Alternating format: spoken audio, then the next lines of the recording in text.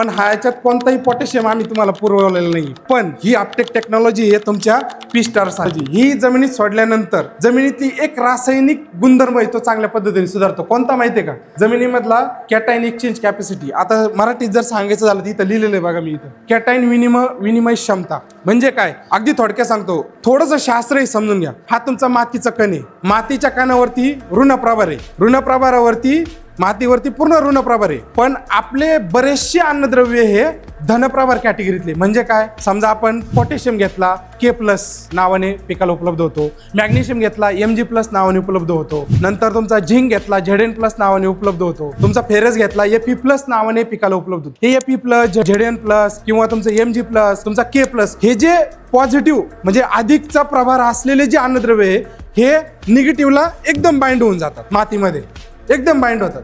मग हे जर मातीला बाइंड झाले तर आपल्याला पिकाच्या अवस्थेत ते उपलब्ध होणं गरजेचं आहे.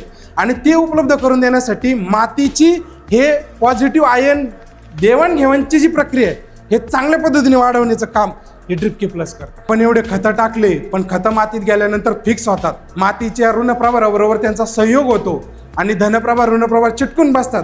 पण ते चिकटणारच आहे, पण त्यांना रिप्लेस करायचं काम, त्यांची विनिमय क्षमता वाढवण्याचं काम हे ड्रिप K प्रॉडक्ट करतं.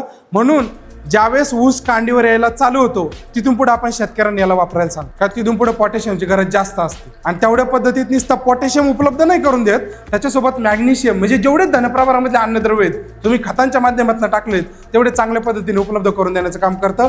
आणि सगळ्यात महत्त्वाचं, जिथे हलकी जमीन आहे हलकी जमिनीमध्ये सुद्धा चांगल्या पद्धतीने काम करतं. भारी जमिनीत तर करतच, पण हलक्या जमिनीत सुद्धा चांगल्या पद्धतीने पिकाला अन्नद्रव्य उपलब्ध करून देण्याचं काम करतं. त्याच्यासोबत पोटॅशियम, मॅग्नेशियम, झिंक, फेरस हे सर्व अन्नद्रव्य उपलब्ध करून देण्याचं काम करतं हे ड्रिप K. म्हणजे ज्यावेळेस शेवटच्या टप्प्यामध्ये पोटॅशियम चांगल्या पद्धतीने ऊसामध्ये अपटेक झाला, ज्याने ऊसाची गोडी वाढते, ऊसाची जाडी वाढते, वजन वाढतं, आकार वाढतो, या सगळ्या क्वालिटी चांगल्या ऊसाच्या डेव्हलप करायच्या असेल तर ड्रिप K तिथे चांगल्या पद्धतीने मदत करते. म्हणून कंपनीने हे ड्रिप K प्रॉडक्ट बाजारामध्ये उपलब्ध करून दिले शेतकऱ्यांना आणि खूप सुंदर रिझल्ट आहे.